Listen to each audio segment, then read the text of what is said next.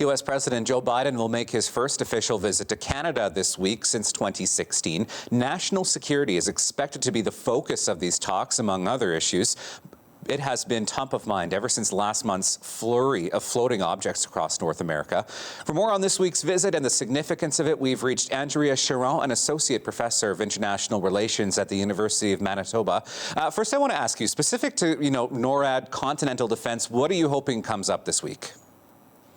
Well, I want to make sure that they reconfirm that it is, in fact, the priority for both Canada and the United States, and that perhaps we even start to see some timetables in terms of key steps that have to be taken. There are a lot of ambitious programs that have been announced, but without those dates, and especially because there's so much that needs to work in tandem, it's really important that we keep the pressure on. The concern is always that attention is going to divert from NORAD modernization, especially as we watch events overseas, especially in Ukraine. Yeah, NORAD has been described as aging. Can NORAD, as we know it now, I guess, be fixed, or is it time to completely reorganize this binational program? Well, in some cases, it's a matter of modernizing some of the technology, adding to it, linking more systems, making sure that more partners and allies can contribute to the information. But really what it is to reimagine and rethink what it takes to defend North America. We've often thought of it as a fireproof house and taken for granted that it is, in fact, very vulnerable. Yeah, I think sort of these floating objects that we saw over the last month, I think kind of exposed some of the shortcomings. How much do you think those incidents will impact the discussions this week when it comes to the security of both of our countries?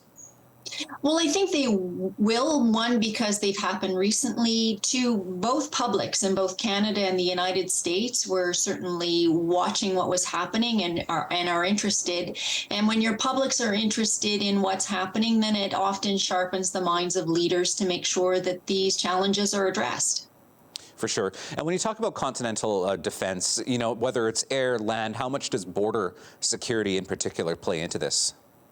Well, it does as well. And of course, there's been a lot in the news about Roxham Road crossing and then the Safe Third Country Agreement. And so that will definitely be in the background as part of the discussions. But our borders are not just about securing the people, but also making sure that goods can travel across the border, because the CUSMA, the NAFTA 2.0, is the largest trading bloc in the world. And given high inflation, given calls that there may be a recession, and I would note the banking crisis that some of the U.S. banks are having, Canada and the U.S. are going to want to make sure that they continue this trade agreement with Mexico and that they have the right regulations in place to protect this important trade bloc. What are you going to be watching for in terms of takeaways out of this meeting this week? Well, I would like to see some concrete timelines. Of course, that rarely happens at the very highest levels. But again, a commitment that NORAD modernization and continental defense is the #1 priority, and that Canada and the U.S. are going to continue to work together with each other in mind, as opposed to simply working in parallel. Our economies, our defense systems, our security are just too interlocked for one partner to act ahead of the other.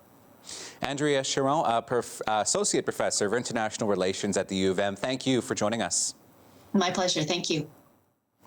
And CBC News will have special coverage of U.S. President Joe Biden's visit to Canada. Tune in for coverage of Biden's address to Parliament at noon on Friday.